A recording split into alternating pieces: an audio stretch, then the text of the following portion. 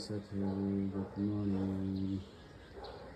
अहिले भने चाहिँ यहाँको मौसम चाहिँ यस्तो छ साथीहरू, काठमाडौँको मौसम चाहिँ यस्तो छ हो।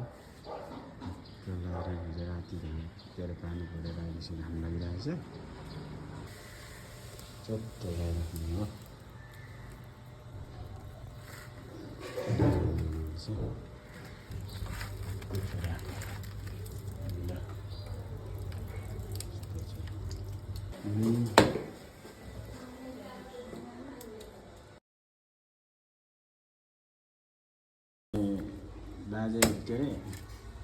बाजेको चिनो भनेर मैले राखिरहेको छु, बनाएर दापसाप बनाएर सिचेर पार्ने लाग्यो है साथीहरू।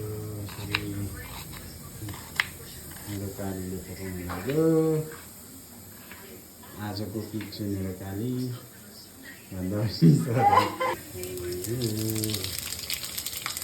पार्न लाग्यो।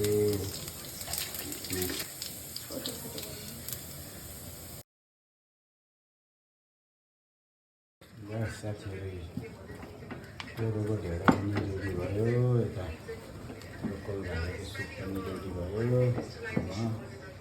अब खानालाई